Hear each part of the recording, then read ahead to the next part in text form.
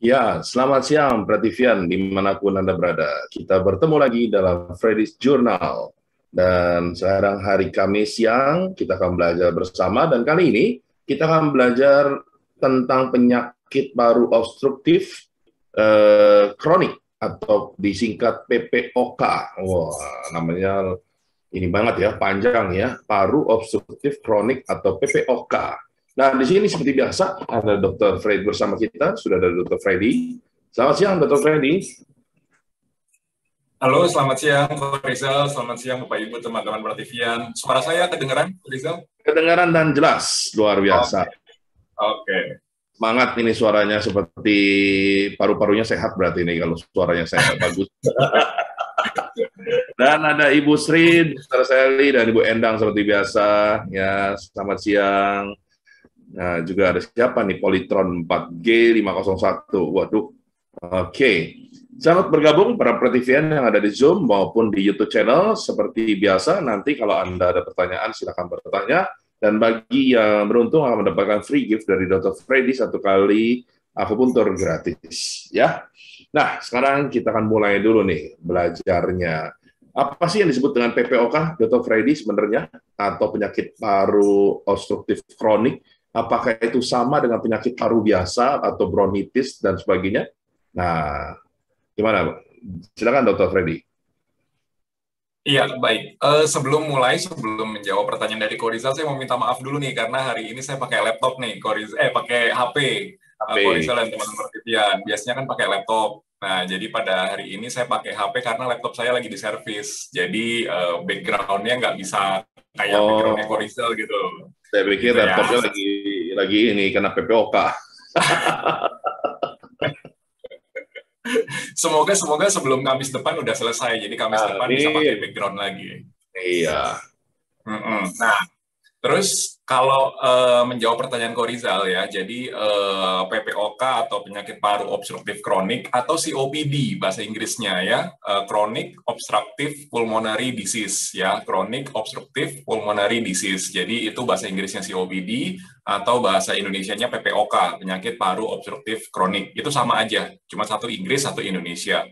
Ya, jadi seperti namanya itu adalah sebuah penyakit di paru-paru ya, penyakit Hmm. di paru-paru kita gitu. Jadi sebenarnya yang benar namanya itu adalah paru, bukan paru-paru, tapi paru aja gitu ya, nggak dua kali diulang gitu. Nah, terus mungkin kalau yang terkenal di masyarakat, mungkin Korizal atau Bapak Ibu teman-teman Protivian yang sering dengar itu adalah paru-paru basah. Itu yang sering terkenal ya di masyarakat, paru-paru basah. Nah, tapi PPOK ini berbeda dengan paru-paru basah. Paru-paru basah itu biasanya kita kenal dengan namanya radang paru-paru atau pneumonia. Ya, pneumonia. Ya, itu bahasa kedokterannya pneumonia, radang paru-paru biasanya karena ada infeksi. Ya, tandanya macam-macam. Ada demam tinggi, sesak, batuk-batuk, lendirnya banyak, dan segala macam. Nah, tapi kalau PPOK itu berbeda. PPOK itu terdiri dari dua macam penyakit. Korizal dan teman-teman Prativian. Penyakitnya apa aja sih, Dok? Penyakitnya yang pertama ada bronkitis kronik, dan yang kedua adalah emfisema. Gitu. Nah, jadi sampai situ dulu ya, yang dipegang sampai situ dulu. Bronkitis kronik dan emfisema. Apa itu bronkitis kronik, apa itu emfisema? Nah, nanti akan kita bahas di selanjutnya. Nah, kenapa kita membahas PPOK pada pertemuan siang hari ini? Karena kasus PPOK itu banyak sekali. Ya, dari seluruh dunia, populasi dunia, itu sekitar 10% kena PPOK.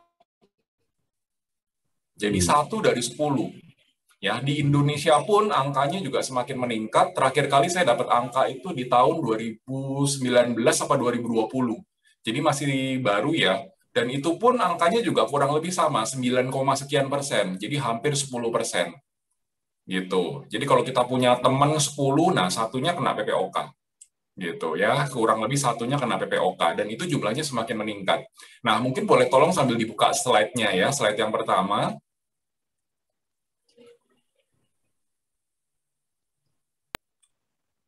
Nah, ini ya. Jadi mungkin boleh di zoom out dulu, diperkecil dulu. Nah, ini ya. Jadi ini gambaran dari seluruh dunia nih, Korisa dan teman-teman Prativian. Ya, itu kalau misalnya yang warnanya putih, itu berarti angka kasusnya semakin rendah, semakin sedikit yang kena. Ya, tapi kalau semakin merah itu semakin tinggi yang kena, semakin banyak yang kena angka kasusnya. Ya, nah kalau ini rata-rata kan kuning ya, sebagian besar kuning. Ya, memang ada yang hijau, ada yang merah, tapi sebagian besar kuning. Nah, kuning itu kalau kita lihat di bagian kiri bawah itu sekitar 10%-an gitu ya. Nah, termasuk di Indonesia, Indonesia juga banyak yang kuning. Nah, jadi di Indonesia itu sekitar 10%-an gitu ya angka kejadian kasusnya di masyarakat kita. PPOK atau COPD tadi, Chronic Obstructive Pulmonary Disease. Gitu. Ya. Nah, terus boleh bergeser ke slide selanjutnya. Nah, ini yang tadi yang saya bilang. Ya, ada bronkitis kronik, ada emfisema. Jadi POK itu ada bronkitis kronik. Bronkitis kronik itu masalahnya pada bronkus. Bronkus itu adalah saluran napas. Jadi belum nyampe paru-paru. Belum nyampe paru-paru, ini masih di pipa, di pipanya saluran napas. Jadi belum nyampe ke paru-paru. Sedangkan kalau emfisema itu penyakitnya ada di paru-paru kita gitu. Nah, itu bedanya. Satu di saluran napas, belum nyampe di paru-paru. Satunya lagi, itu bisa nyampe di paru-paru. Itu emfisema. Nah, apa yang terjadi di sini? Bronkitis, ya, atau radang pada bronkus, radang pada saluran napas. Jadi, saluran napas kita atau bronkus kita tuh normalnya itu seperti yang digambar kiri bawah tuh. Ya, ya bulat seperti donat, tengahnya bolong, ya. Kronik itu artinya berlangsung lama ya, bertahun-tahun. Nah, bronkitis itu artinya radang pada bronkus. Nah, yang terjadi adalah terjadinya penumpukan lendir dan dinding dari saluran napas itu semakin besar, semakin tebal. Nah, jalurnya sempit, kecilnya, lendirnya banyak dan sebagainya. Karena saluran napasnya jadi sempit, jadi kecil. Gitu. Itu yang namanya bronkitis. Nah, yang berikutnya emfisema. Emfisema itu pada paru-parunya. Seperti kita tahu, paru-paru kita tuh tugasnya itu cuma satu. Tugasnya itu adalah pertukaran udara, oksigen dengan dioksida. Suaranya dokter Oksigen putus-putus ya. masuk, karena elastis. Dia bisa mengembang, habis. Kenapa kok Rizal? Suaranya putus-putus. Suaranya putus-putus. Coba sebentar. Sinyalnya, jaringannya ya. Iya, kemungkinan sinyalnya. Oke. Sekarang sudah dengar kok Rizal? Ya, udah.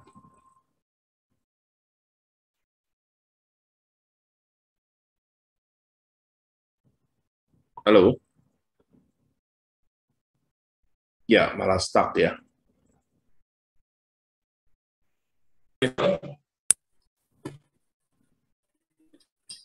Halo? Sekarang sudah terdengar? Terdengar, tapi kayaknya coba takutnya ini lagi suaranya tadi agak hilang, muncul, hilang, muncul. Oh, hilang muncul. Kalau sekarang gimana? Oke, sekarang udah oke.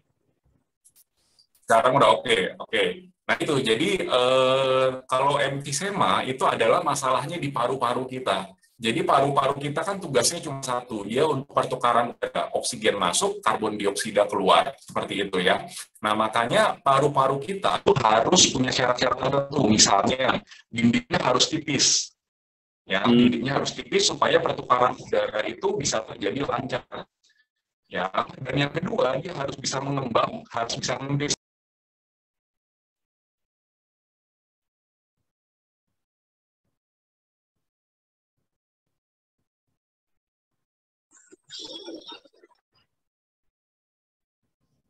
Hilang ya. Wah, ini masih ada.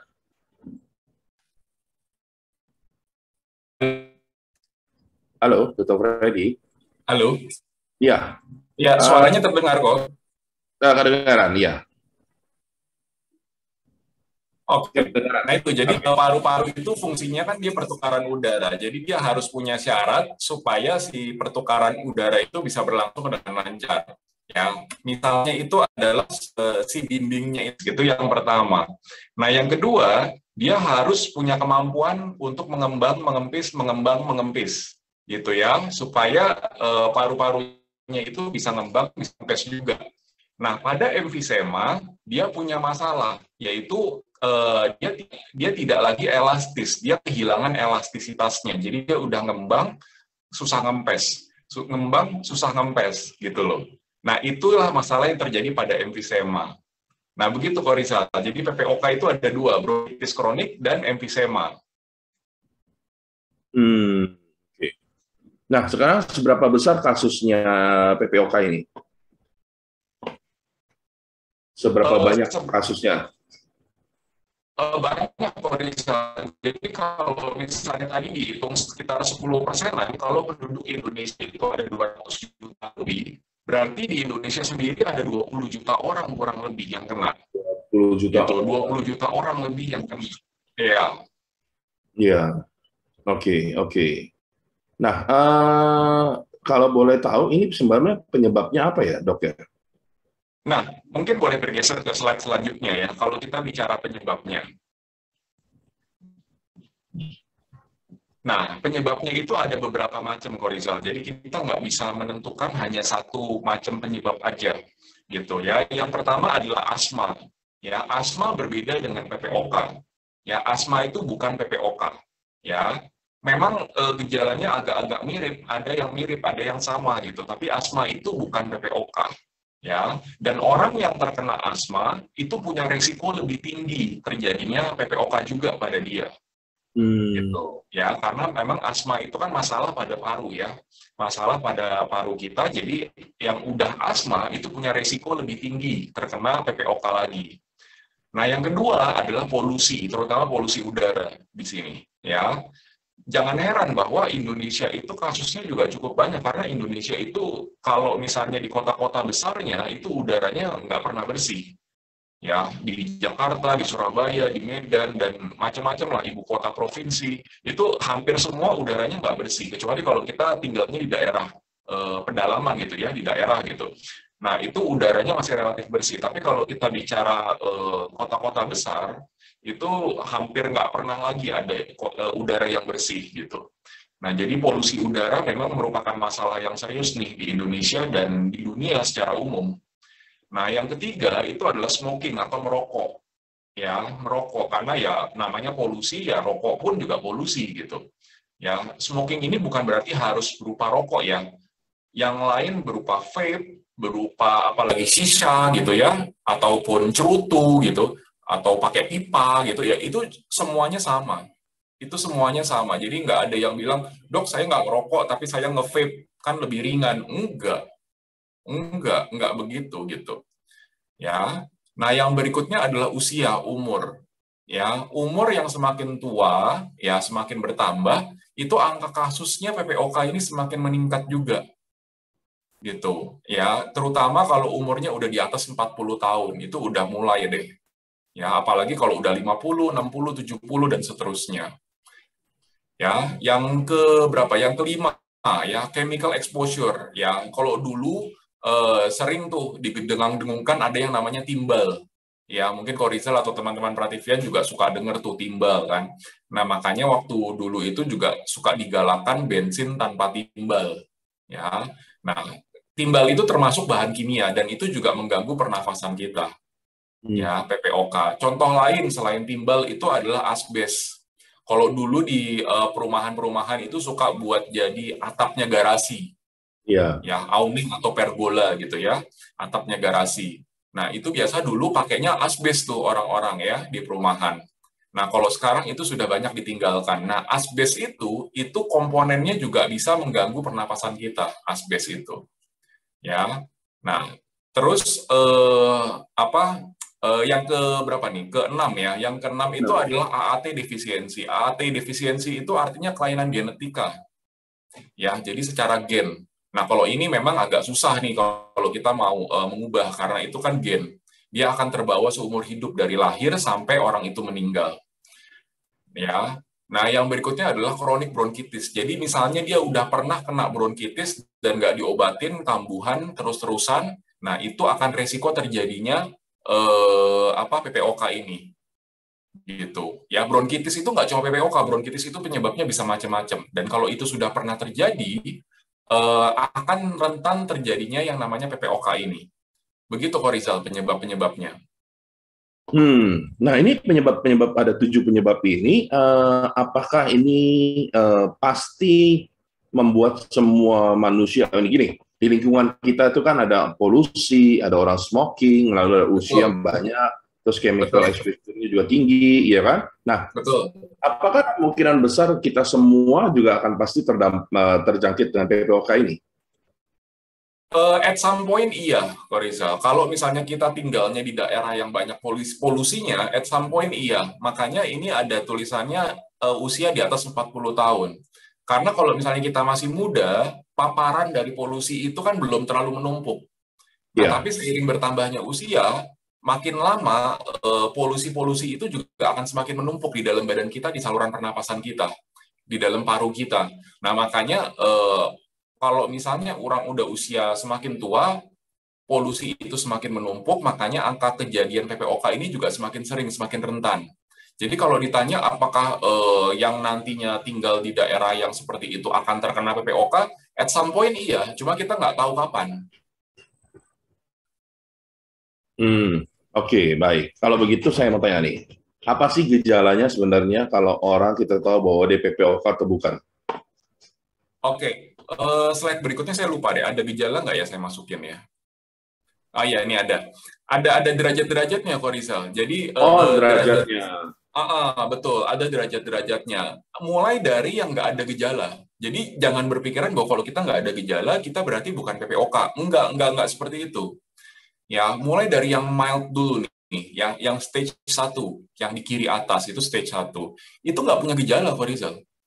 Nggak Hmm, punya gejala. Jadi kita hidup seperti biasa-biasa, nggak ada batuk, nggak ada sesak, nggak ada apa-apa gitu ya. Nah, tapi kalau misalnya diukur, kalau misalnya diperiksa, ternyata airflow kita, aliran udara kita itu hanya 80% daripada normalnya yang 100%. Gitu. Nah, tapi kita belum merasakan gejala apa-apa pada saat ini. Ya, belum merasakan gejala apa-apa pada saat ini. Ya, hanya bisa diketahui kalau kita melakukan pemeriksaan, ya namanya flowmetry gitu ya, flowmeter. Kita bisa melihat aliran udara kita, ya itu 80%. Nah, berlanjut lagi kalau nggak diobatin, nggak ditangani, itu berlanjut lagi menjadi stage 2, stadium 2, itu yang moderate di kanan atas itu ya. Nah, di kanan atas itu airflow-nya sudah 50% daripada 50% sampai 79% daripada yang normalnya itu ada 100%. Nah, ini sudah mulai ada gejala.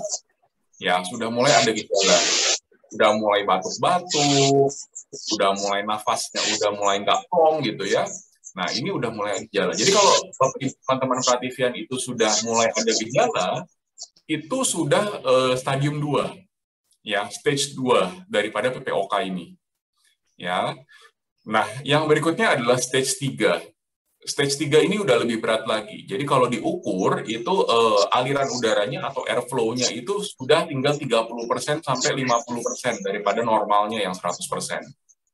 Ya, ini sudah mulai ada nafasnya pendek-pendek, udah mulai ngos-ngosan, dan ini biasanya itu sudah butuh oksigen jadi dirawat inap.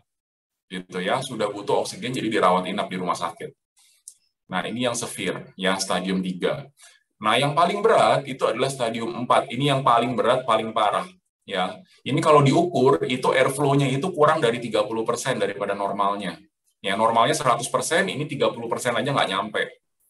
Ya, nah ini terus-terusan ada, nggak hilang-hilang. Pokoknya ngos-ngosan terus. Dan ini berbahaya, ini bisa meninggal.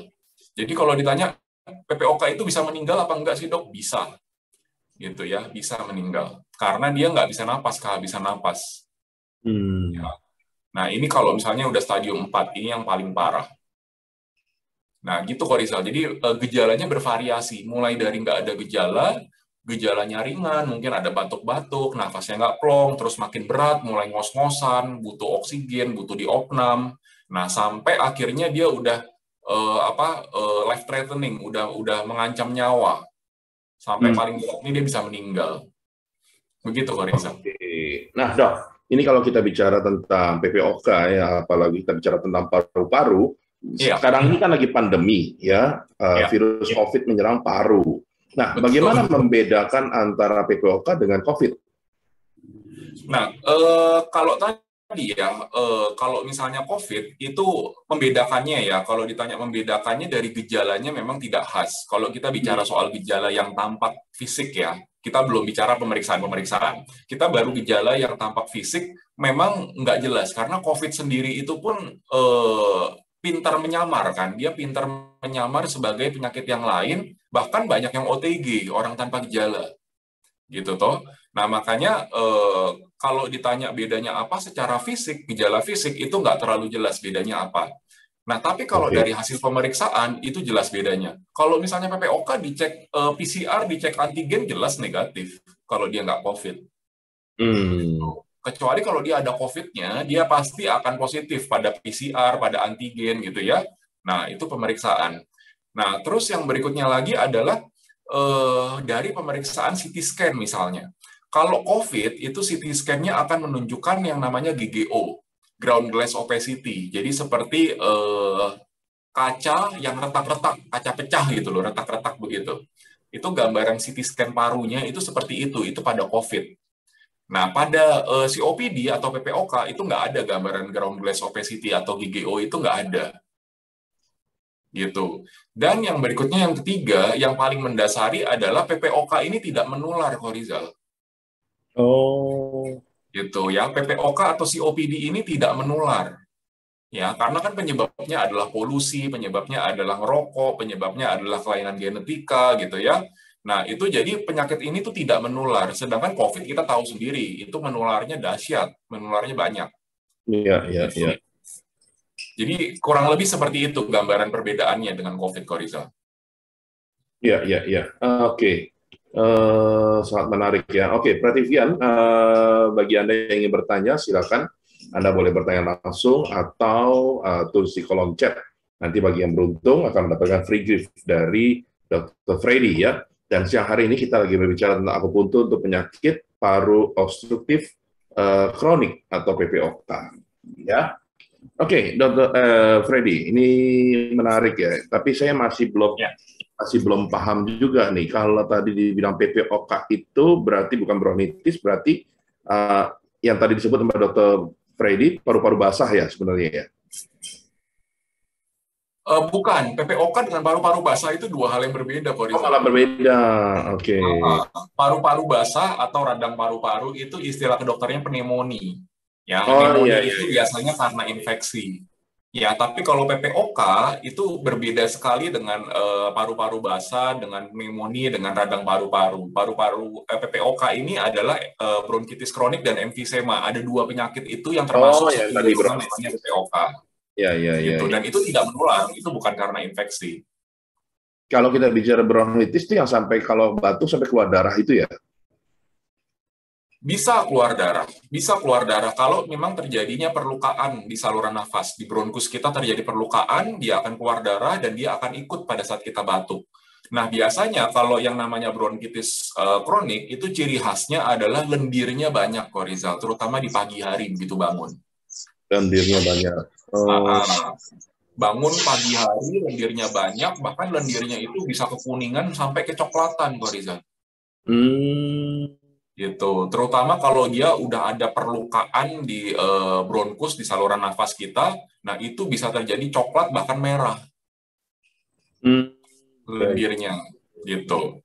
Itu kayaknya sangat terlihat bagi orang-orang yang merokok ya. Dulu waktu saya merokok, Iya, lendirnya agak betul. coklat itu, gitu. Betul sekali Korizal. Itulah faktor yang utama. Nah, itu makanya nanti di akhir itu saya memberikan tips ya bagaimana supaya mencegah terjadinya PPOK. Memang itu pada orang-orang merokok itu jelas sekali karena kalau ngerokok itu kita sengaja memasukkan racun kan, kita sengaja memasukkan toksin, polusi ke dalam badan kita, terutama paru-paru. Iya. Gitu ya, terutama paru-paru. Nah, udara kita aja kalau kita di kota besar, udara kita sehari-hari aja itu udah nggak bersih, udah banyak polusi. Kalau Ya, kita tambahin rokok, kita sengaja memasukkan lagi racun dalam jumlah besar, polusi dalam jumlah besar ke dalam paru-paru kita. ya, ya, ya, betul, betul, betul. Nah, tadi di salah satu kalau nggak salah 7 dari 7 penyebab ya ada yang namanya asma kan ya. Nah, apakah dengan demikian kita bisa berkata bahwa orang yang asma pasti PPOK? Enggak, enggak pasti kok Rizal. Yang asma pasti PPOK enggak. Ya, orang yang PPOK pasti ada asmanya juga enggak. Jadi memang asma dengan PPOK kan dua penyakit yang berbeda. Ya, Iya. cuma karena asma itu terjadinya juga pada saluran nafas ya, yang banyak lendirnya, yang menebal gitu ya, dan terjadinya kesulitan untuk bernafas, makanya orang-orang yang asma itu rentan ya, rentan terjadinya PPOK juga gitu. Tapi ya nggak pasti. Nggak pasti ya. Oke. Terus tadi juga ada 40 tahun ke atas kan ya. Berarti di bawah 40 tahun belum tidak akan mungkin mereka dapat PPOK ya. Mungkin cuma jumlahnya lebih sedikit gitu. Kenapa 40 tahun ke atas? Karena memang kan tadi penyebabnya adalah polusi ya, terutama itu. Penyebabnya adalah polusi. Bisa dari udara, bisa dari rokok, segala macam ya. Tadi saya contohin bahan kimia, ada timbal, ada asbes gitu. Nah, kenapa 40 tahun ke atas? Karena di saat kita udah semakin bertambah usia, semakin lanjut usia kita, polusi-polusi kita itu sudah semakin menumpuk di paru-paru. Berbeda dengan misalnya bayi atau anak-anak baru lahir gitu kan. Nah, semua saluran nafasnya juga masih bersih, masih bagus. Kecuali kalau memang ada penyakit bawaan ya. Tapi kalau kita bicara bayi yang normal, anak-anak yang normal gitu, nah itu saluran nafasnya itu masih bagus. Nah, belum terlalu banyak tertumpuk polusi itu. Nah, Hmm. berbeda dengan kita yang sudah dewasa atau mungkin sudah lanjut usia gitu ya. Nah, itu polusinya sudah semakin menumpuk di saluran nafas kita, di paru-paru kita. Itulah menyebabkan kenapa yang usianya sudah semakin tua, semakin lanjut, itu semakin rentan terjadi PPOK, karena penumpukan tadi polusinya. Oke. Ya, oke, menarik. Berarti Vian, ini sangat menarik dan kita akan lanjutkan setelah ada yang lewat dulu. Kita tahan dulu ya, Dr. Freddy ya. Oke.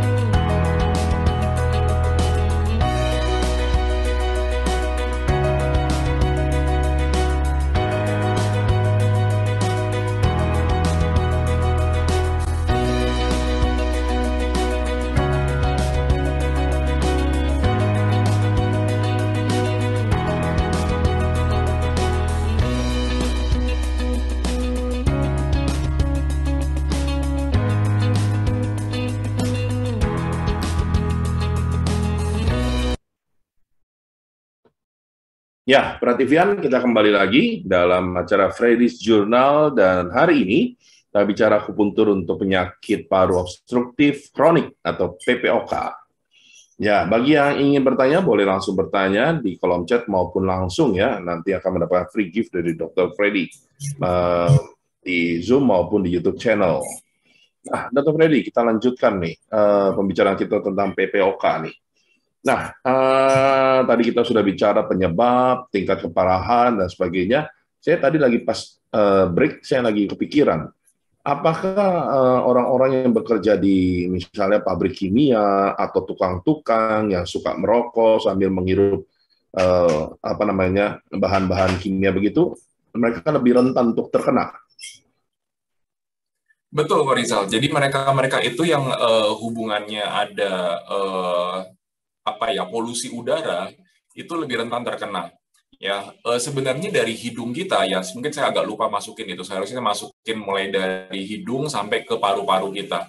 Jadi saluran nafas kita itu mulai dari hidung ya, mulai dari hidung, dari mulut juga bisa. Cuma kita biasanya kan nafas lewat hidung. Lewat mulut itu hanya sebagai secondary. Kalau hidung kita misalnya tersumbat, pilek, baru kita nafas lewat mulut. Nah, tapi sehari-hari Ya. kan kita kebanyakan lewat hidung gitu ya.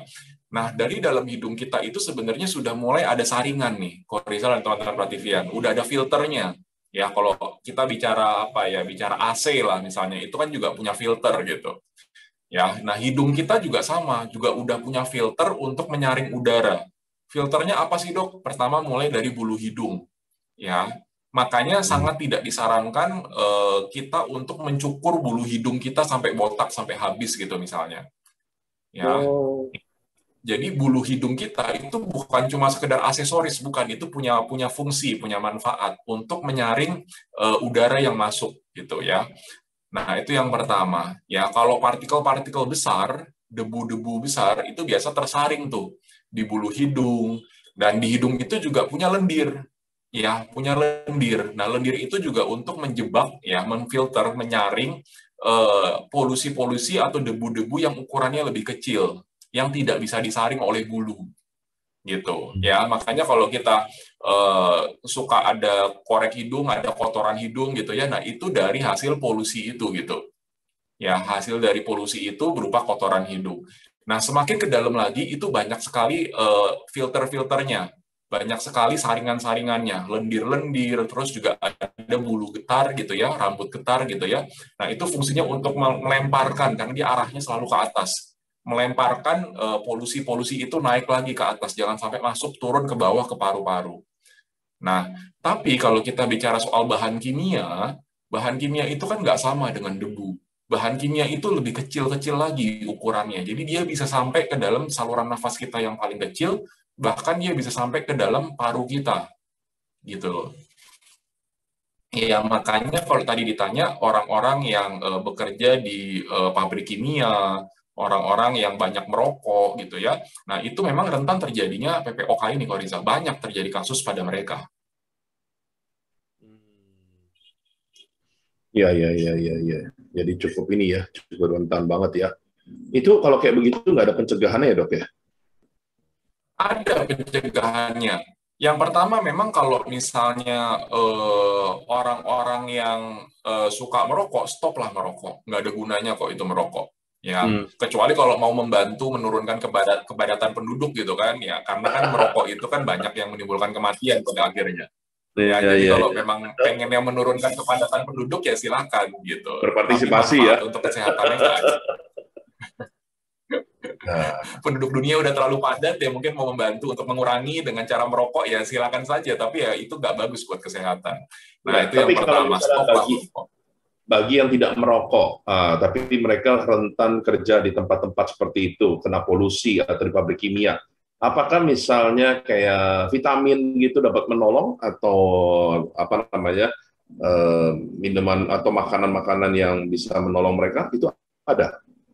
Sebenarnya kalau yang memang pekerjaannya seperti itu ya, dan memang mau nggak mau harus terpapar seperti itu, pencegahannya adalah memakai masker, kok Rizal. Makanya masker Oh, itu kalau dulu zamannya sebelum pandemi COVID itu, masker itu nggak semua orang pakai. gitu ya, nggak semua orang pakai. Kalau sekarang karena pandemi, jadi kan diharuskan semua orang ya. Nah, kalau dulu sebelum pandemi itu masker itu nggak semua orang yang pakai. Nah, mereka-mereka yang bekerja berhubungan dengan polusi udara, itu sangat disarankan untuk memakai masker. Masker pun juga beda-beda, kok, Rizal. Masker itu nggak cuma masker bedah, ya, nggak cuma masker KN95, nggak cuma dua itu, nggak cuma masker bedah, nggak cuma KN95. Masing-masing juga punya spesifikasinya. Ini untuk Ya. ini itu untuk itu gitu. Dan ada memang masker khusus yang untuk menyaring partikel-partikel yang mau disaring. Ada masker yang khusus untuk pekerja yang banyak debunya. Nah, itu ada masker khusus sendiri. Ada misalnya masker khusus yang untuk pekerja-pekerja yang apa ya, yang banyak menghirup kimia, bahan kimia. Nah, itu juga punya masker sendiri. Biasa dihubungkan dengan oksigen. Nah, itu juga ada masker yang seperti itu. Jadi kalau Oke. ditanya daripada makanan, daripada vitamin, saya sih lebih suka menyarankan pakailah masker untuk orang-orang yang seperti itu. Pakai masker. Oke.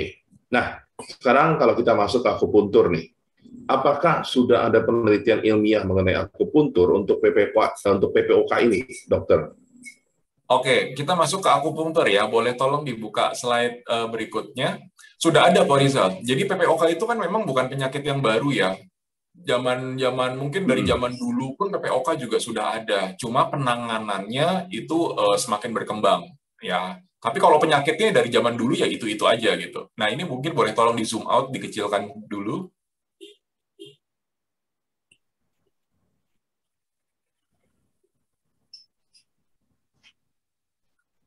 Nah, ini ya. Jadi kalau nanti teman-teman, Bapak Ibu Prativian semua mau mencari di internet, sebenarnya banyak penelitiannya karena ini bukan penyakit baru ya. Cuma penanganannya aja yang semakin berkembang. Nah, ini salah satunya yang saya ambil ya, bisa dicari di internet. Judulnya adalah Role of kok hilang?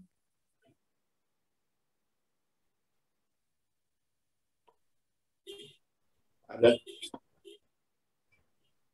di tempat saya Slide-nya. ada nih. Oh, di tempat saya slide-nya hilang. Coba Yolandi ini lagi, di stop dulu kali. Ah, ah, coba share lagi.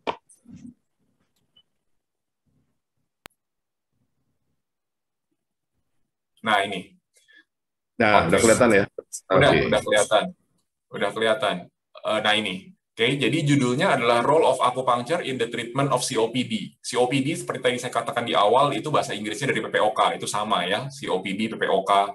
An overview of systematic reviews. Dari sekian banyak penelitian, saya ambil yang paling bagus rankingnya, yang paling paling atas, ranking satunya, systematic review.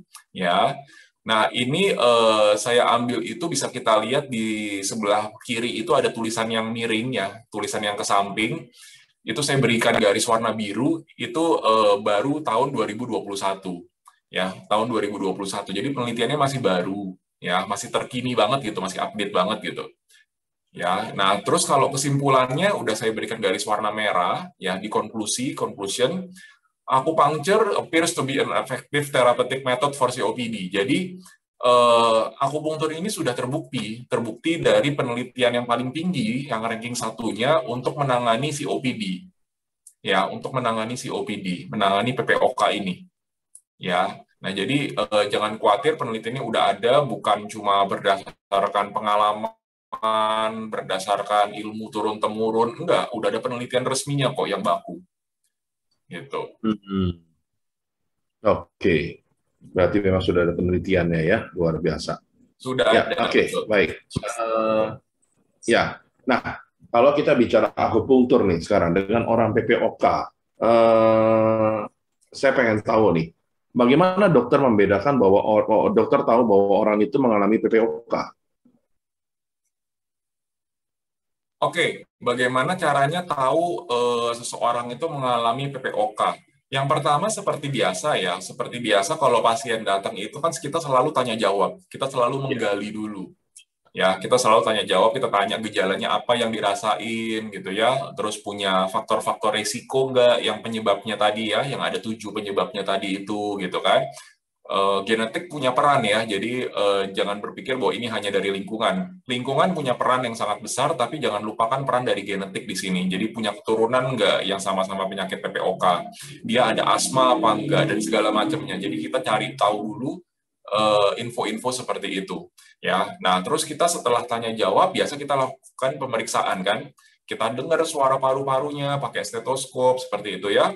Terus kita periksa dulu paru-parunya, kita ketok-ketok gitu ya. Biasa kalau misalnya orang PPOK itu udaranya tuh terjebak di dalam, Goriza. Jadi dia bukan nggak bisa napas, dia udaranya itu terjebak di dalam, jadi dia tidak bisa membuang napas. Nah kalau Oh, nafasnya nggak bisa dibuang, nafasnya tetap, udaranya tetap ada di dalam paru-paru, paru-paru kita gede terus, ngembang terus, kan kita nggak bisa narik lagi, udah pol gitu iya. gitu. Jadi PPOK itu bukan berarti kita nggak bisa ngambil napas, enggak. Kita nggak bisa membuang napas, gitu. Oh, Nah, makanya pada saat pemeriksaan, terutama pada saat dadanya itu ya, rongga dada itu kita ketok-ketok, itu suaranya itu seperti apa ya, barel gitu, seperti drum gitu.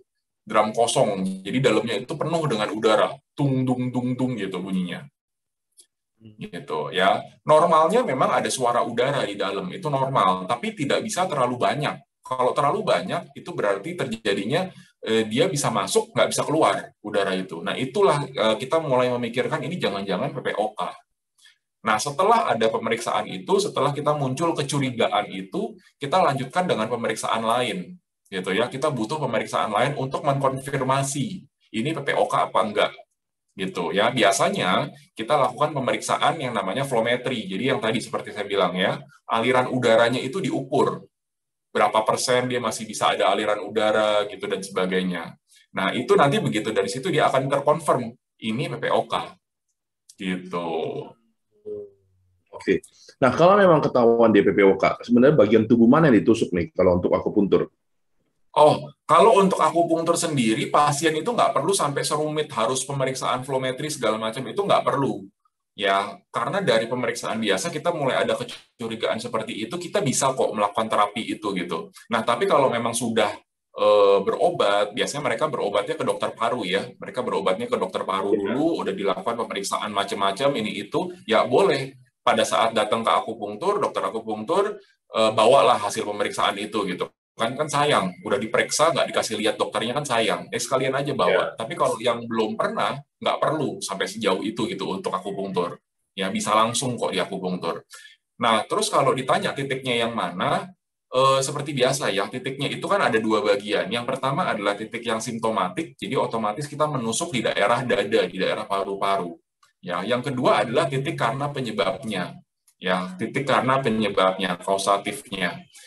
Nah, kita setelah bagi dua begitu, kita bahas satu-satu. Kalau titik yang berhubungan dengan paru-parunya, ya biasa kita tusuk di daerah paru-paru, pinggir kanan kiri. Ya, pinggir kanan kiri kita lakukan penusukan. Ya, nah terus di tengah itu juga ada satu di tengah-tengah dada. Ya, itu juga dilakukan penusukan. Ya, nah terus kita juga bisa menusukkan di daerah dekat pergelangan tangan, dekat pergelangan tangan kita. Ya, itu juga ada titik di situ. Ya, nah, terus kalau kita bicara tentang penyebabnya, ya penyebabnya itu kan adalah masalah di adanya lendir yang terlalu banyak gitu misalnya. Kita bisa berikan titik itu di daerah tulang kering, itu juga bisa kita berikan titik daerah tulang kering. Ya, itu ada dua titik biasa saya pakai. Ya, satu dekat lutut, satu di tengah-tengah tulang kering. Ya, nah itu yang kedua ya untuk terapi kausatifnya. Dan juga kalau misalnya dia ada masalah kecanduan rokok gitu misalnya, kan tadi salah satu penyebabnya adalah rokok. Kita bisa berikan titik untuk rokok juga, bisa itu di tangan gitu. Jadi kalau ditanya titik yang bisa kita berikan di mana aja, biasa di daerah dada, di daerah tangan, di daerah kaki gitu ya. Hmm. Kalau misalnya di bagian punggung itu juga bisa. Jadi kalau pasiennya itu mau bolak-balik pun juga bisa di daerah punggung. Ya, daerah punggung itu daerah punggung atas ada dua titik, satu kanan, satu kiri. Itu bisa kita tusuk juga daerah situ. Jadi itu daerah itu yang ditusuk tuh Korida. Oke, itu sekali treatment berapa lama, Dok? Treatmentnya sama, standar. Sekali treatment itu 30 menit, tapi ditambah dengan proses nusuk, proses nyabut, mungkin pasien perlu meluangkan waktu sekitar 45 menit lah sekali terapi. Oke. sekali terapi ya, dan berapa kali kalau untuk PPOK? Nah, ini tergantung gradingnya kok Rizal. Tergantung gradingnya yang tadi saya katakan ya, stage-nya stage 1 sampai stage 4. Kalau dia stage Ya. 1 itu nggak terlalu lama. Kalau stage 1 itu mungkin sekitar 5 kali udah beres. Gitu ya. Jadi belum ada gejala, tapi sudah dari hasil pemeriksaan udah mulai ada tuh tanda-tanda ke arah PPOK.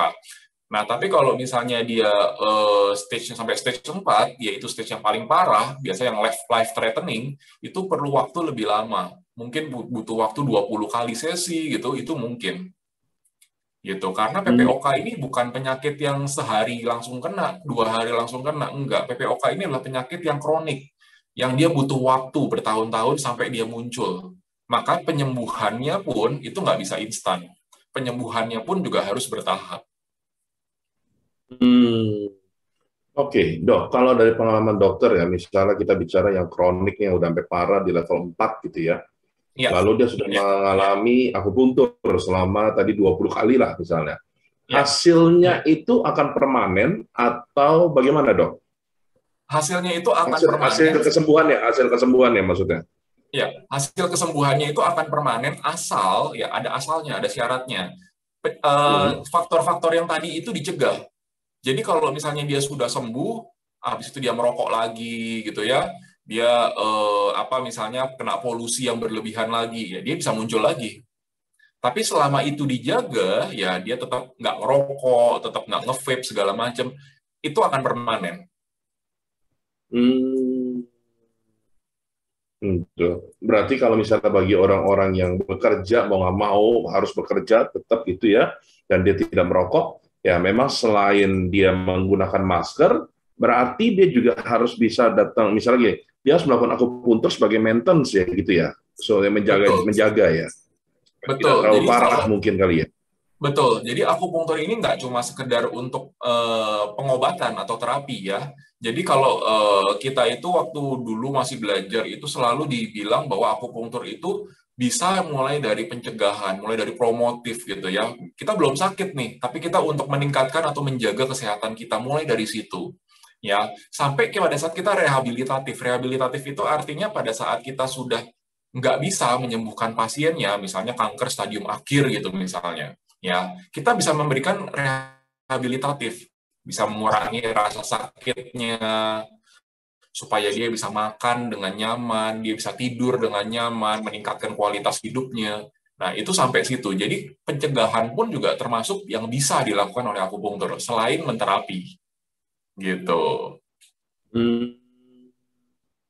Oke, tadi dokter bilang saya jadi ini nih, sedikit menggelitik.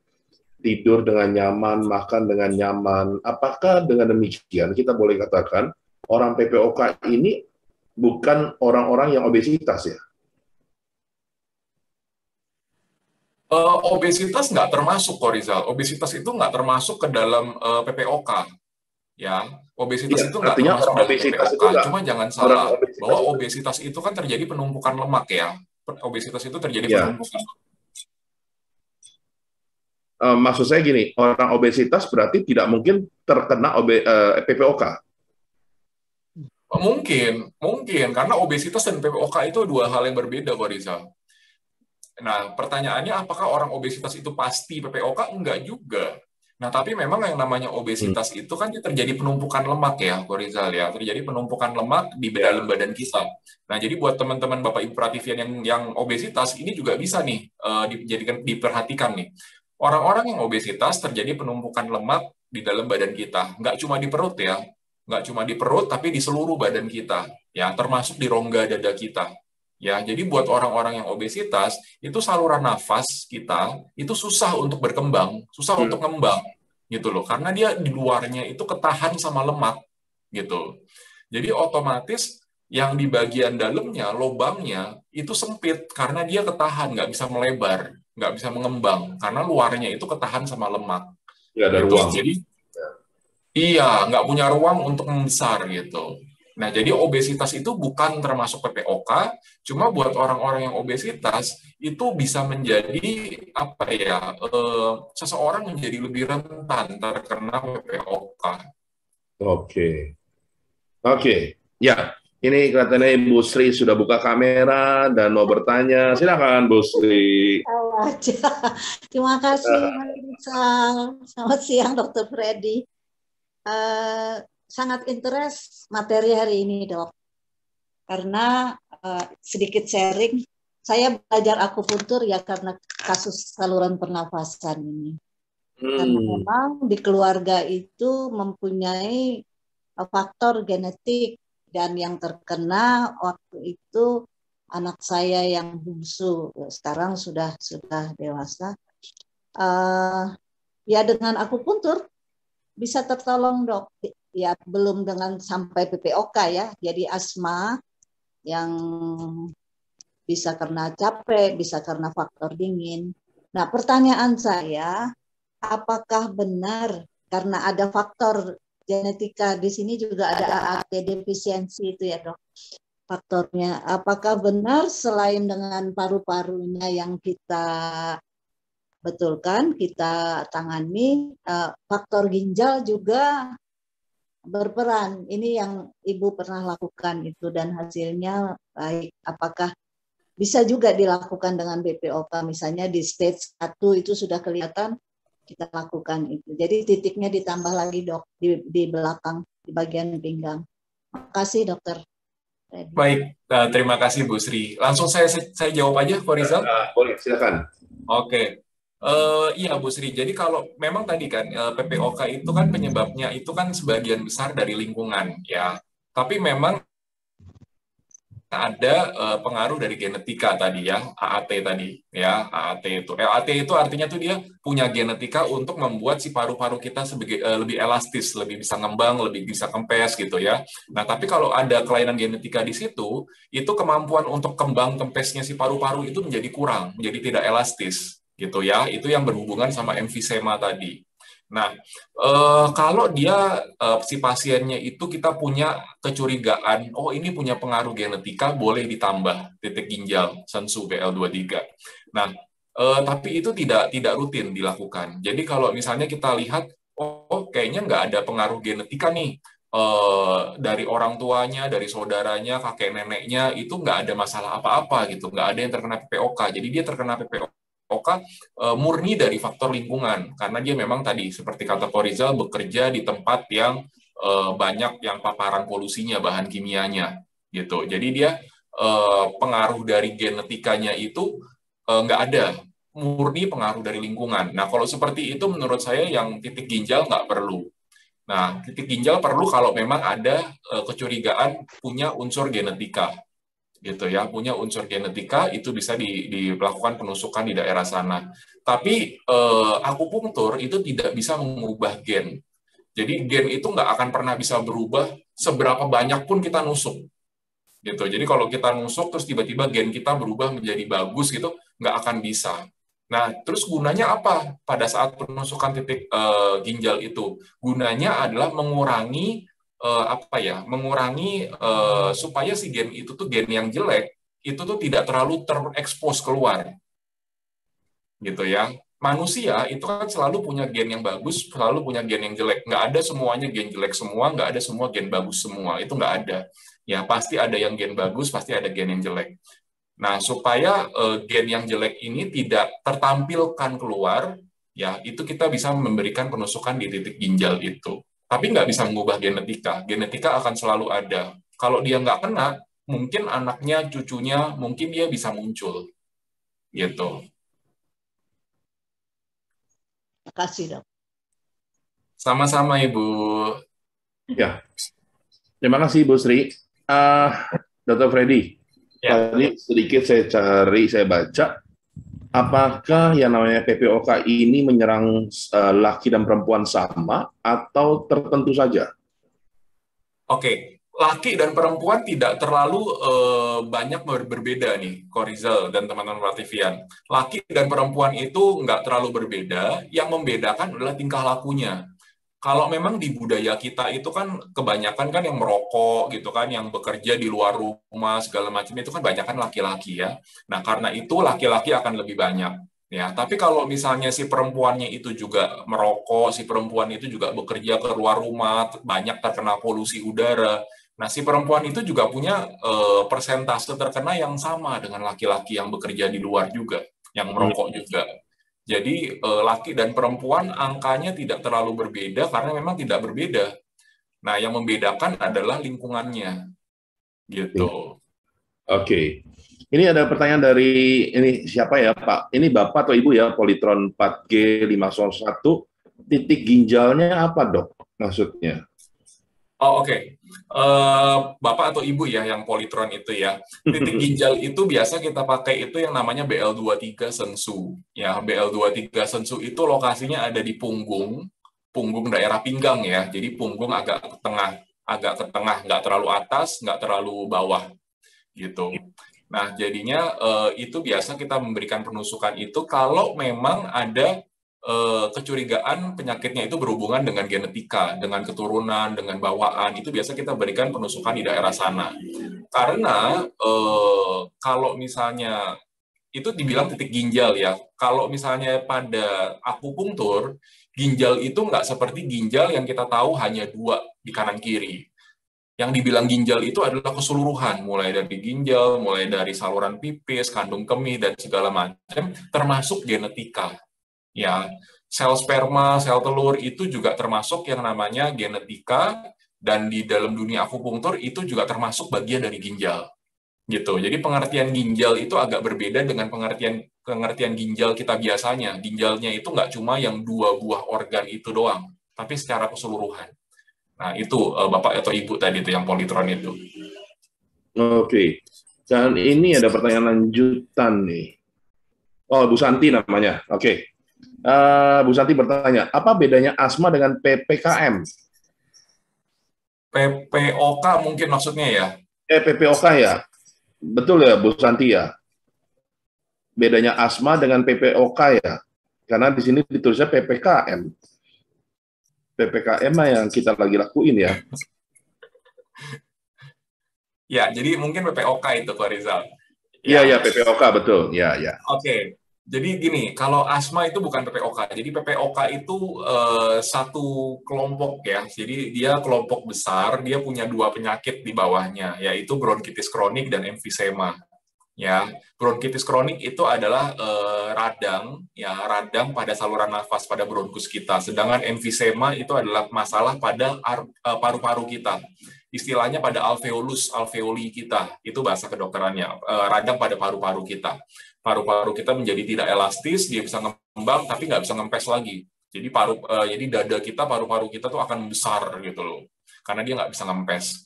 Nah, kalau asma itu masalahnya ada pada si saluran nafas kita ya, dan itu penyebabnya berbeda ya. Kalau asma itu dasarnya itu adalah autoimun ya. Jadi kalau orang suka bilang autoimun, sebenarnya asma pun juga termasuk dalam autoimun itu gitu ya. Kelainan pada imunitas kita. Orang lain mungkin udara dingin nggak apa-apa, mungkin ada debu sedikit nggak apa-apa. Cuma buat orang-orang yang alergi ya itu bisa sampai asma. Jadi asma itu dasarnya adalah alergi dasarnya adalah autoimun itu. Gitu ya, masalah pada imunitas kita. Ya. Asma itu belum tentu karena adanya polusi udara, belum tentu karena ada bahan kimia, belum tentu juga karena adanya ngerokok, gitu belum tentu. Tapi kalau PPOK itu biasanya penyebabnya karena itu. Gitu. PPOK nggak bisa karena udara dingin, habis itu PPOK gitu nggak bisa. Gitu. Jadi perbedaannya banyak sekali. Dan kalau misalnya cirinya, gejalanya, biasanya kalau asma itu kita ada bunyi tuh, ngak-ngik gitu kan. Nah, kalau PPOK bisa ada, bisa tidak. Ya. Semoga menjadi jelas ya Ibu Santi ya. Sehingga dapat diketahui bahwa asma dan PPOK sangat berbeda ya. Nah, Dok, sebelum kita kembali lagi, maka kita break dulu ya. Yolan, silakan.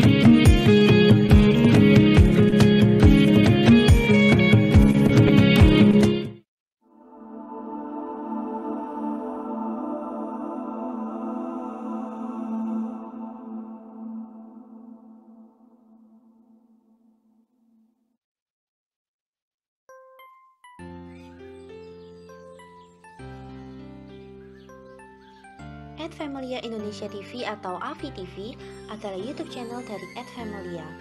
Tujuan dibuatnya AVI TV adalah untuk menyalurkan informasi terkait psikologi dari usia anak hingga dewasa. Saat ini, sudah ada beberapa program rutin yang ditayangkan di YouTube channel AVI TV.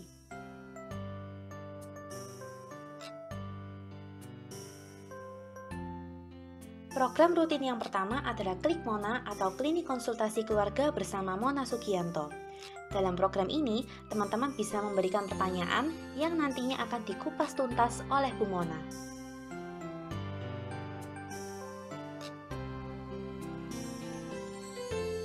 Selanjutnya adalah Kana atau Karya Anak. Kana merupakan video kegiatan DIY asik, aman, dan mudah untuk anak-anak dan orang tua.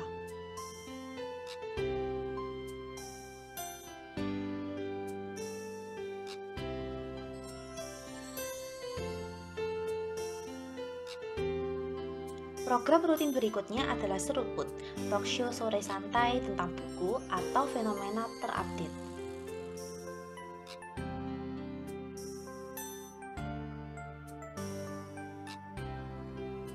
Selain program rutin, AVI TV juga menyediakan live streaming untuk festival, webinar gratis, dan juga talkshow.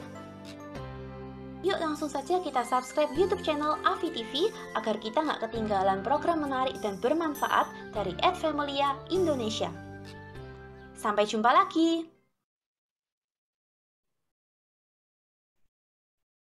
Iya, kita kembali lagi Prativian dalam Freddy's Journal. Aku puntur untuk paru obstruktif kronik atau PPOK. Nah, tadi maksudnya Ibu Santi itu begini, Dok. Asma dan PPOK sama-sama sesak. Nah, bagaimana membedakan bahwa itu sesak asma dan sesak PPOK?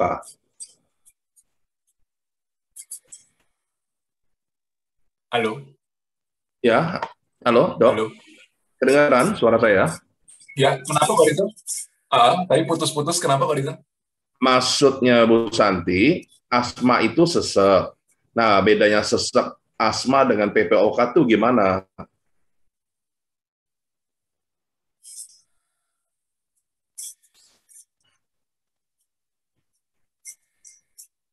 Oh, oke. Bedanya sesaknya asma dengan sesaknya PPOK ya. Kalau secara tampilan sekilas, itu nggak kelihatan bedanya, Bu Santi. Nggak kelihatan bedanya. Kita dengerin, kita ngerasain gitu ya, itu nggak terlalu bedanya. Jadi, sesak itu kan, sesak itu sebabnya ada 3. Jadi, kelainan jantung, dan kelainan pada darah. Itu penyebab sesak. Jadi kalau misalnya seseorang sesak, jangan selalu pikiran kita, oh pasti ada masalah di paru-parunya. Belum tentu. Kelainan di jantung itu juga bisa bikin sesak. Kelainan pada darah, misalnya dia kekurangan darah, anemia gitu ya, hemoglobinnya atau HB-nya turun jauh. Nah itu juga bisa bikin sesak. Jadi sesak itu penyebabnya ada 3, jantung, paru, dan darah. Ya, nah kalau ditanya sesaknya pada paru misalnya, asma dengan PPOK, bedanya apa sesaknya? Nggak terlalu jelas kalau cuma sekilas doang. Dia harus diperiksa, gitu ya. Paling nggak kita dengarkan dengan stetoskop, terus paling nggak kita coba ketok-ketok dulu. Kita coba ketok-ketok dulu di paru-parunya, di daerah dadanya kita ketok-ketok. Kalau dia masalahnya ada di asma, itu tidak ada yang namanya barrel chest, itu tidak ada. Jadi dia udaranya itu paru-parunya itu tidak mengembang, terlalu banyak udara, itu nggak seperti itu. Itu biasa PPOK yang seperti itu. Gitu. Nah, terus kalau ditanya, PPOK itu bisa nggak sih pakai obat-obatan asma, obat semprot asma? Untuk sebagai pertolongan pertama, itu bisa. Tapi itu nggak menyembuhkan. Gitu. Nah, terus kalau asma sama PPOK itu lebih bisa sembuh, Ibu Santi, daripada si asma, karena asma itu adalah penyakit yang namanya autoimun kan. Asma itu karena alergi itu dasarnya adalah autoimun. Gitu. Jadi asma itu seumur hidup itu akan tetap ada, tapi kita bisa mengontrol. Gitu ya. Kesembuhan pada asma itu bukan berarti kesembuhan kayak kita sembuh dari misalnya misalnya demam gitu kan, sembuh gitu. Enggak. Sembuh pada asma itu maksudnya terkontrol. Dia tetap sewaktu-waktu punya kemungkinan dia muncul lagi. Tapi kita menjaga supaya dia nggak muncul lagi serangannya. Nah, tapi kalau PPOK, begitu dia sembuh, ya sembuh. Kecuali kalau misalnya dia masih merokok, masih ada polusi sebagainya itu, nah dia bisa muncul lagi. Tapi kalau itu tidak ada, ya sudah selesai, sembuh, dia nggak akan muncul-muncul lagi. Begitu. Oke, semoga jelas Bu Santi. Nanti kalau belum silakan tanya lagi. Ya, Bu Sri silakan. Sebentar mau tanya sedikit, Dokter Freddy. Dalam penanganan Iya, PPOK Ibu Sri. ini, kita menggunakan alat hanya jarum. PPOK. Oh, oke. Modalitas ya, berarti modalitas yang kita pakai ya. Oke, modalitas yang kita pakai itu ada beberapa, Ibu Sri. Bisa jarum bisa disambungkan dengan listrik juga bisa. Kita juga bisa memberikan akupunktur ya, farmakopunktur. Jadi kita berikan cairan di titik-titik akupunktur itu juga bisa. Atau yang buat orang-orang yang sakitnya itu lebih berat, derajatnya berat, suka kambuh, kita bisa berikan dengan tanam benang, Ibu Sri. Tanam benang juga bisa kita berikan. Atau yang terbaru itu saya pernah baca ada penelitiannya dengan menggunakan laser, Ibu Sri. Jadi laser akupunktur laser. Nah, itu juga bisa diberikan pada titik-titik yang tadi saya sebutkan tadi itu. Gitu. Jadi modalitasnya jarum bisa, tapi nggak cuma terbatas pada jarum aja. Masih banyak modalitas yang lain lagi. Moksa tidak dipakai ya, Dok? Moksa nggak dipakai. Gitu. Ya. Kalau mau diberikan pemanasan, berikan pemanasan pada titik yang lain selain di dada. Misalnya di kaki gitu ya, bisa kita berikan pemanasan di titik Fenglung gitu Bu, di titik Fenglung untuk lendirnya gitu, atau misalnya di titik Cusanli ST36 gitu ya, bisa kita berikan pemanasan juga gitu. Tapi jangan di dadanya. Ya. Makasih, Dok. Sama-sama, Ibu. Ya, Dr. Freddy, saya mau tanya nih, kalau kita bicara akupuntur, bagaimana sih cara kerja akupuntur sehingga dapat menyembuhkan PPOK? Nah, ini pertanyaannya menarik nih. Bagaimana cara kerjanya akupunktur supaya bisa menyembuhkan PPOK? Kalau tadi masalahnya itu adalah di saluran pernapasan, di bronkus, dan di alveolus atau alveoli, di paru-parunya itu kan ya. Nah, seperti tadi masalahnya adalah dia adanya radang, dan dia juga ada penumpukan lendir. Masalahnya di dua itu, dia ada radang, dan dia ada penumpukan lendir. Nah, akupunktur, pada saat terjadinya penusukan titik akupunktur itu, ya kalau kita pakai jarum ya, atau pakai yang lain, terjadi stimulasi di titik akupunktur itu, dia akan mengeluarkan neurotransmitter, Korizal, hormon-hormon atau neurotransmitter itu, ya. Dan neurotransmitter itu dia akan mengurangi peradangan. Nah, kok bisa terjadinya stimulasi titik akupunktur kok bisa mengurangi peradangan? Karena neurotransmitter yang dihasilkan itu salah satunya ada yang namanya endorfin. Gitu ya, endorfin kayak pernah kita bahas juga di sesi-sesi Freddy's Journal sebelumnya. Endorfin itu kan singkatan dari kata endogen morfin endogen gitu kan, endogen morfin. Jadi morfin yang ada di dalam badan kita sendiri. Bikin kecanduan nggak? Jelas enggak, karena dia dari dalam badan sendiri. Beda dengan narkoba, morfin yang kita pakai dari luar, enggak. Jadi ini dari dalam badan sendiri, nggak akan bikin kecanduan. Nah, si endorfinnya ini, dia akan menurunkan peradangan, dan kalau peradangan dia diturunkan, otomatis ketebalan dari si dinding tadi juga berkurang, lendirnya juga berkurang, otomatis salurannya jadi kebuka lagi. Gitu, salurannya jadi kebuka lagi. Nah, kalau salurannya kebuka lagi, udara juga lebih gampang keluar masuk. Gitu. Jadi nggak sesek lagi, terus dadanya itu lebih bisa kembang kempis dengan normal lagi gitu. Nah, seperti itu Pak Rizal. Jadi secara nggak langsung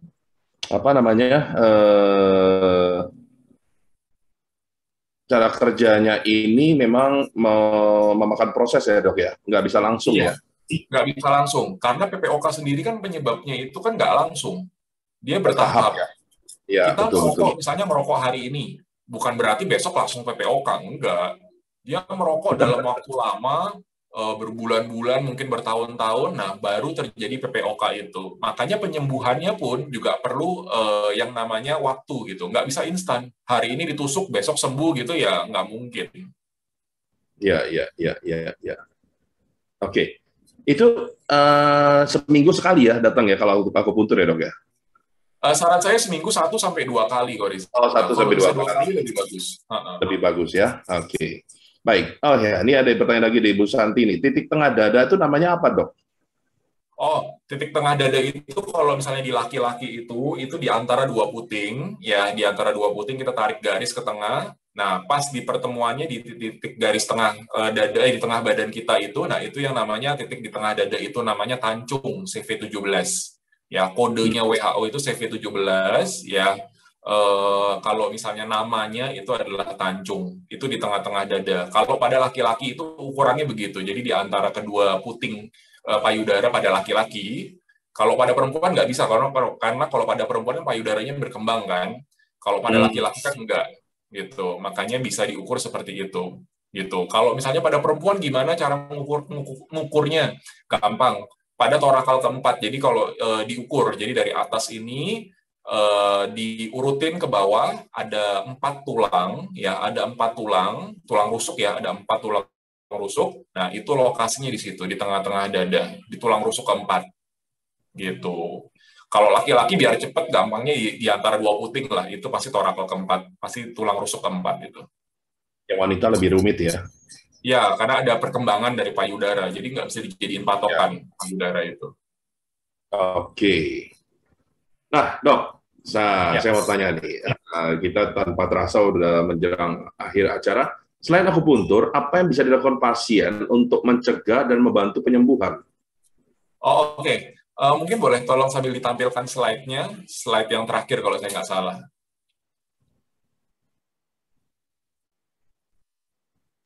Jadi yang bisa dilakukan pasien itu yang pertama kan harus menghindari polusi ya. Kalau dia bisa, kalau misalnya dia bisa menghindari, hindari. Tapi kalau misalnya dia memang pekerjaannya di situ ya apa boleh buat, mau nggak mau. Nah tapi ini yang paling bisa dihindari oleh pasien, merokok, gitu ya.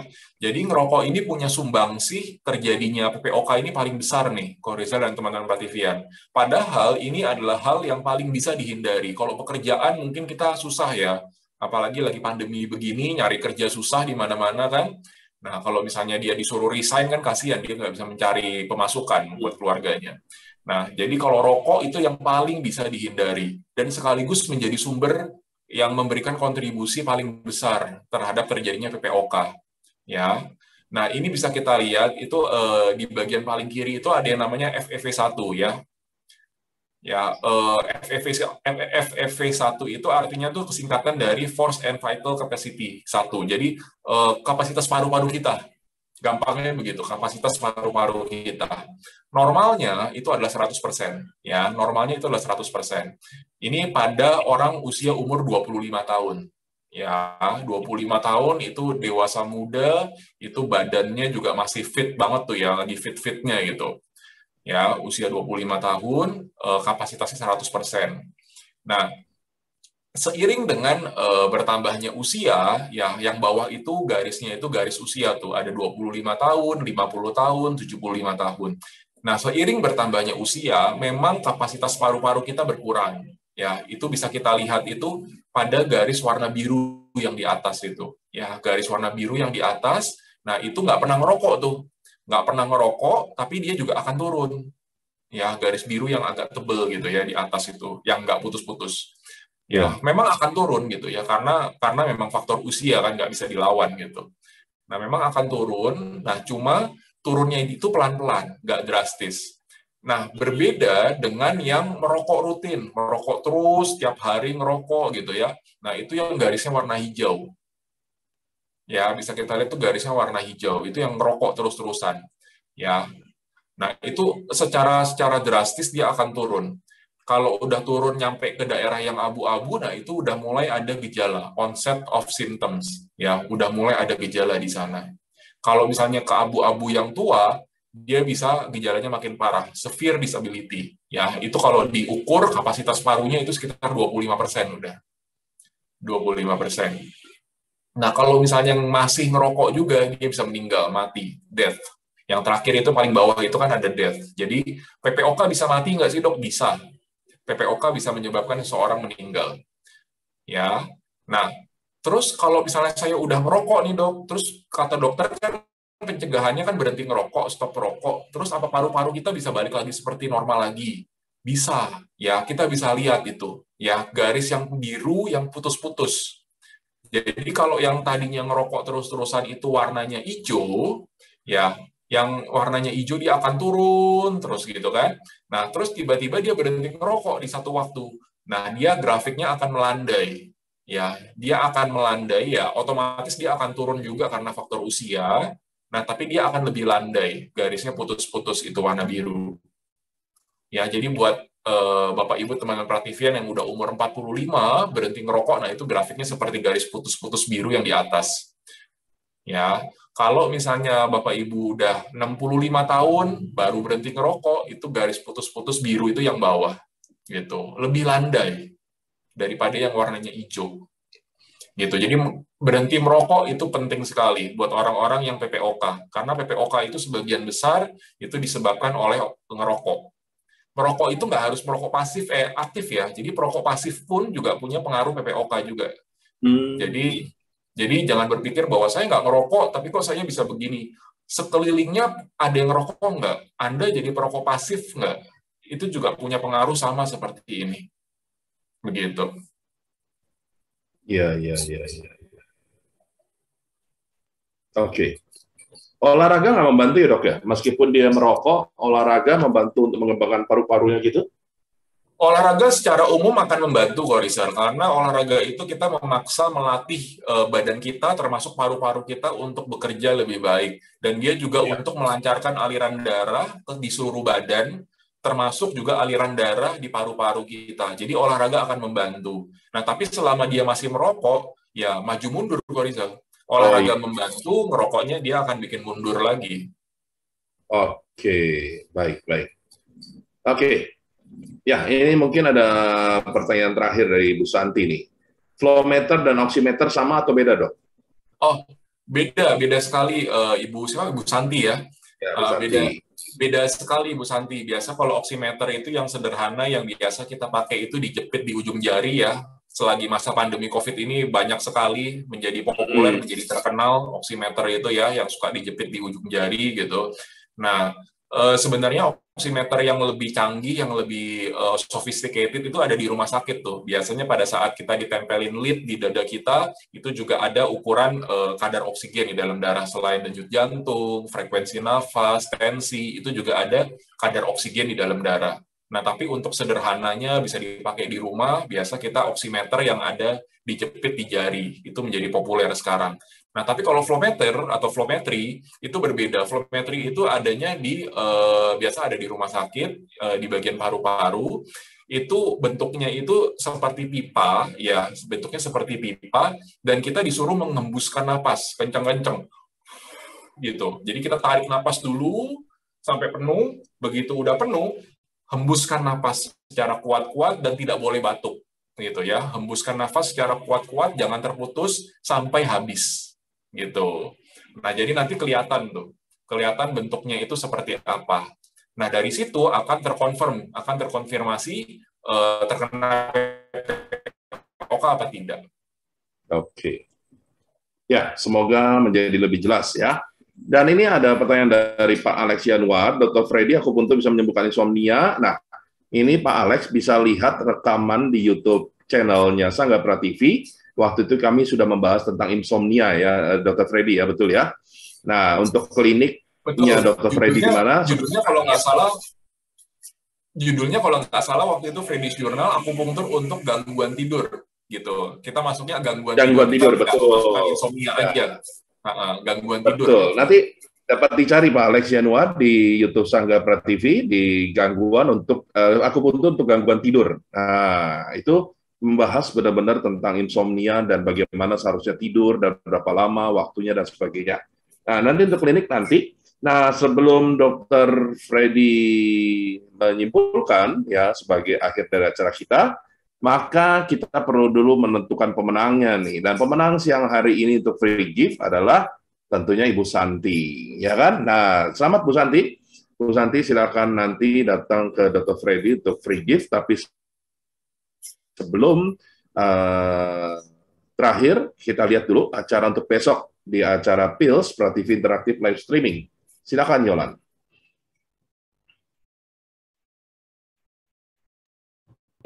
Halo. Prativian, kita berjumpa lagi dalam acara Mindful Parenting. Nah, selama ini kita pasti tahu bahwa teman curhat yang paling aman adalah orang terdekat. Tapi bagaimana sih kalau orang terdekat kita justru tidak berada di tempat kita saat kita butuh? Cari teman curhat yang aman bagaimana ya? Kita akan dengerin pengalaman dari seorang Pak Hari Budiman dan apa sih yang dilakukan ketika dia ditinggalkan oleh teman yang dekat. Yuk, jangan sampai ketinggalan di acara Mindful Parenting hari Jumat jam 1 sampai jam 2. Terima kasih. Oke. Silakan Dr. Freddy sebagai kata-kata untuk kesimpulan dari acara kita siang hari ini. Oke, baik. Terima kasih, Koriza. Bapak Ibu, teman-teman Prativian semua, jadi penyakit paru obstruktif kronik atau PPOK atau bahasa Inggrisnya COPD itu adalah penyakit dari lingkungan sebagian besar dan sebagian kecil ada dari genetik atau keturunan. Tapi jangan lupa sebagian besar itu dari lingkungan. Ya, PPOK ini kasusnya itu banyak sekali ya di seluruh dunia termasuk Indonesia. Makanya dalam minggu ini itu ada yang namanya Hari PPOK. Jadi sampai diangkat khusus 1 hari untuk memperingati PPOK ini, ya Hari PPOK karena kasusnya itu banyak sekali, ya. Dan PPOK ini bisa dicegah, ya penyebabnya tadi sudah dijelaskan sebelumnya.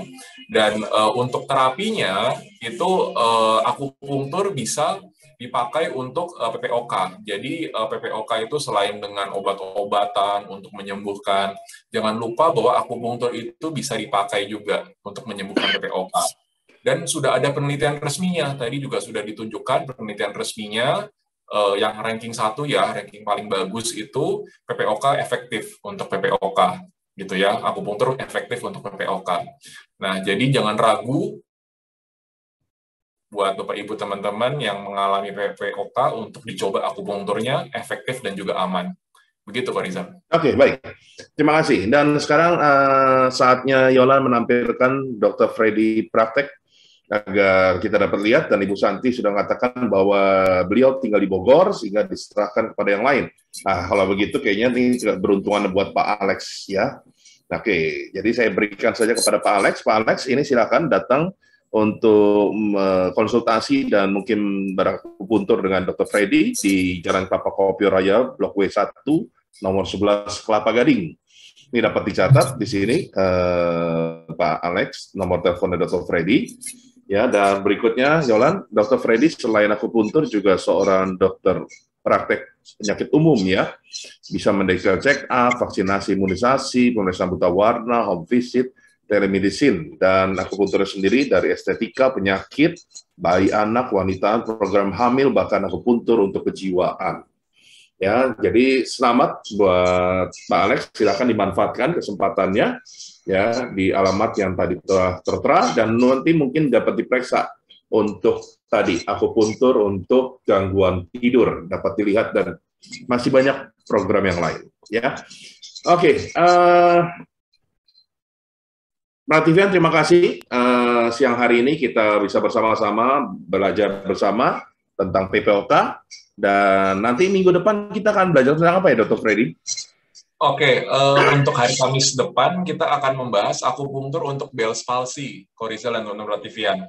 Bell's palsy itu kan kita pernah tahu ya, ada seorang public figure yang pernah kena juga kan ya, yang soal wajahnya atau mukanya itu separuh nggak bisa gerak gitu kan. Nah, itu Bell's palsy ciri-cirinya. Iya. Ibu Endang mau bertanya atau mau apa, Bu Endang? Oh, tangannya diangkat. Oke, Bell's palsy itu yang mukanya kadang-kadang kena penyok begitu ya, Dr. Freddy ya. Jadi ini oke, kayaknya menarik nih untuk minggu depan. Oke, baik, Prativian. Saya Stefanus Rizal. Dan saya Dr. Freddy Julianto. Sampai ketemu di acara Freddy's Journal berikutnya di Kamis mendatang. Sampai jumpa, selamat siang. Terima kasih. Terima kasih semuanya, Ibu Sri, Bu Sally, Bu Jenny, Bu Santi, Pak Alex, dan Bu Endang.